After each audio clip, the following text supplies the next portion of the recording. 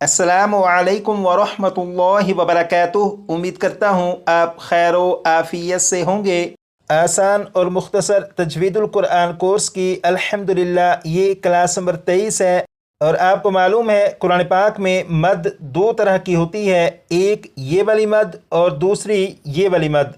Class number 21 में आप इस मद के बारे में पढ़ चुके हैं और क्लास नंबर 22 में इस मद के बारे में पढ़ चुके हैं, लेकिन इस मद के हवाले से कुछ वजाहत अभी रहती है। आज क्लास नंबर 23 में इसके बारे में मज़ीद पढ़ेंगे, लेकिन आज क्लास नंबर 23 का सबक पढ़ने से पहले इस मद के बारे में क्लास नंबर 21 में जो सबक पढ़ा था, पहले उस सबक की दोहराई कर लेते हैं ताकि उस सबक की बुनियाद पर आज के सबक को समझना आसान हो सके। क्लास नंबर 21 में आपने ये वाला सबक पढ़ा था, मद्दे मुत्तसिल, हरूफ मद्दा के बाद हमज़ा उसी लफ्ज़ में हो तो मद्दे मुत्तसिल होगा। मद्दे मुत्तसिल को 2 या अढ़ाई अलिफ की मिकदार तक खींचकर पढ़ेंगे। इस तमाम सबक को 3 मरतबा पढ़िएगा।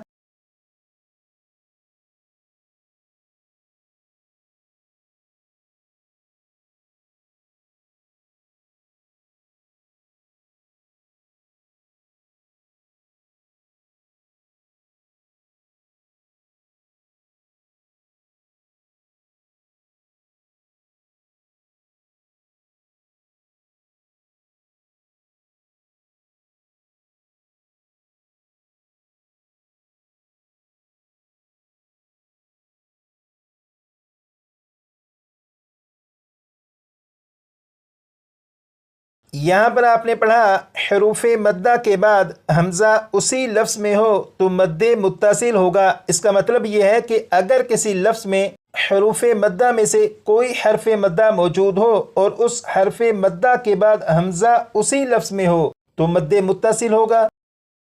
जैसे आप यहाँ पर देखें, ये जो लफ्ज़ है इस लफ्ज़ में अलिफ मौजूद है, अलिफ से पहले ज़बर भी है। जब अलिफ से पहले ज़बर है तो ये अलिफ अलिफ मद्दा हुआ।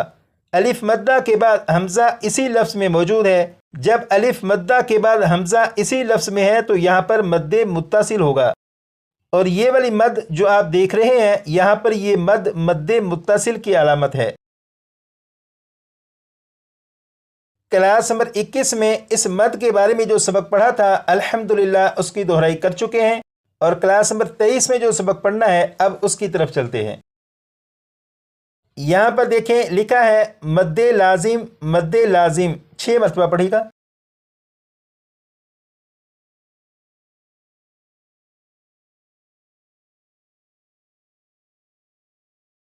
यहाँ पर लिखा है हरूफ मद्दा के बाद, हरूफ मद्दा के बाद 6 मरतबा।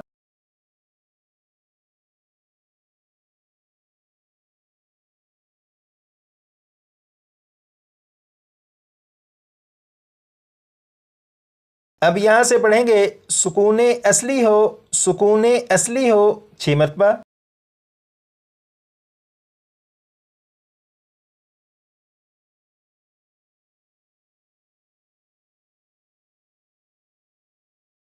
अब यहाँ से तो मद्दे लाजिम होगा, तो मद्दे लाजिम होगा, इसे भी 6 मरतबा पढ़ेगा।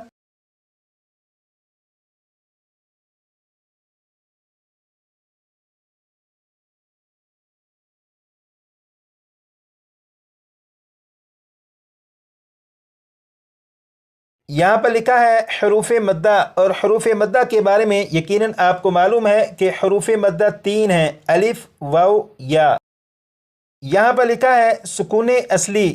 पिछली क्लासों में आपने सुकूने असली के बारे में नहीं पढ़ा, लेकिन आज की क्लास में इसके बारे में पढ़ेंगे। यहाँ पर ये जो लिखा है सुकूने असली, इसमें से ये जो लफ्ज़ है सुकून, सुकून किसे कहते हैं पहले ये मालूम करेंगे।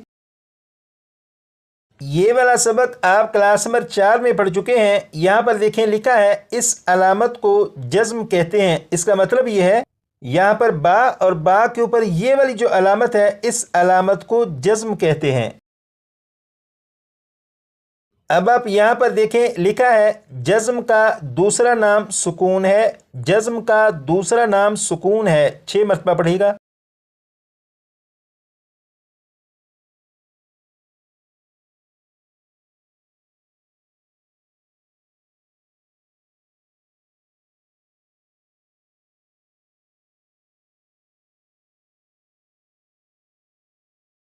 آپ نے پڑھا جزم کا دوسرا نام سکون ہے، اس کا مطلب یہ ہے یہ جو علامت ہے یعنی جزم، اس جزم کا دوسرا نام سکون ہے، مطلب یہ کہ جزم کو سکون بھی کہتے ہیں۔ یہاں پر یہ جو لکھا ہے سکون، یقیناً آپ کو اس کے بارے میں معلوم ہو چکا ہے۔ یہاں پر با کے اوپر یہ جو علامت ہے یہ جزم بھی ہے اور اسی کو سکون بھی کہتے ہیں۔ یہاں پر لکھا ہے اصلی یعنی سکون اصلی، تو سکون اصلی کسے کہتے ہیں؟ اب اس کی طرف چلتے ہیں۔ اب آپ یہاں پر دیکھیں یہ جو لفظ ہے اگر آپ اسے پڑھیں تو یہ اس طرح پڑھا جائے گا، بسم اللہ الرحمن الرحیم، عن۔ اب آپ یہاں پر دیکھیں یہ جو لفظ ہے اس لفظ میں نون اور نون کے اوپر جزم ہے۔ اگر آپ اس لفظ کو پڑھیں چاہے وقف میں پڑھیں یا بغیر وقف کے پڑھیں، نون کے اوپر جو جزم ہے اس جزم کو دونوں حالتوں میں پڑھیں گے تو نون کے اوپر جو جزم ہے یہ تبدیل نہیں ہوگی، اور آپ کو معلوم ہے جزم کا دوسرا نام سکون ہے اور اسی کو سکون اصلی کہتے ہیں۔ اسی طرح یہ جو لفظ ہے اس لفظ میں میم کے اوپر جزم ہے۔ اگر آپ اس لفظ کو وقف کر کے پڑھیں یا بغیر وقف کے پڑھیں، دونوں حالتوں میں میم کے اوپر جو جزم ہے اسے پڑھیں گے، یہ تبدیل نہیں ہوگی، اور آپ کو معلوم ہے جزم کا دوسرا نام سکون ہے تو اسی کو سکون اصلی کہتے ہیں۔ اسی طرح یہ جو لفظ ہے اس لفظ کو بھی اگر آپ وقف کر کے پڑھیں یا بغیر وقف کے پڑھیں، دونوں صورتوں میں میم کے اوپر جو جزم ہے اسے پڑھیں گے، اسے تبدیل نہیں کریں گے، اور میم کے اوپر جو جزم ہے اس کا دوسرا نام سکون ہے اور اسی کو سکون اصلی کہتے ہیں۔ اور جزم کے بارے میں آپ نے کلاس نمبر 4 میں پڑھا تھا کہ جزم قرآن پاک میں 40,000 سے زیادہ مرتبہ ہے۔ اس کا مطلب یہ ہوا کہ یہ جو جزم ہے یعنی یہ جو سکون اصلی ہے، یہ سکون اصلی قرآن پاک میں 40,000 سے زیادہ مرتبہ ہے۔ یہاں پر لکھا ہے سکون اصلی، تو یقیناً سکون اصلی کے بارے میں آپ کو معلوم ہو چکا ہے کہ با کے اوپر یہ جو جزم ہے یہ سکون اصلی ہے۔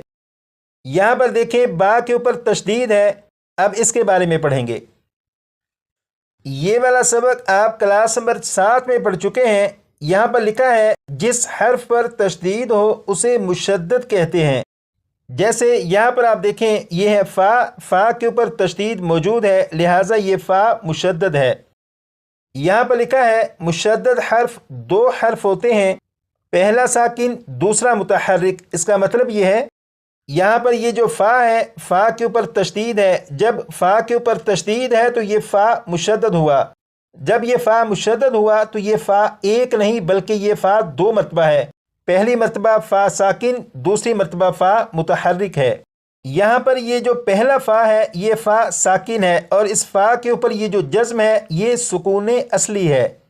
اس کا مطلب یہ ہوا جس حرف پر تشدید ہو وہ حرف، کیونکہ 2 حرف ہوتے ہیں، سکون اصلی والا اور دوسرا حرف متحرک ہوگا۔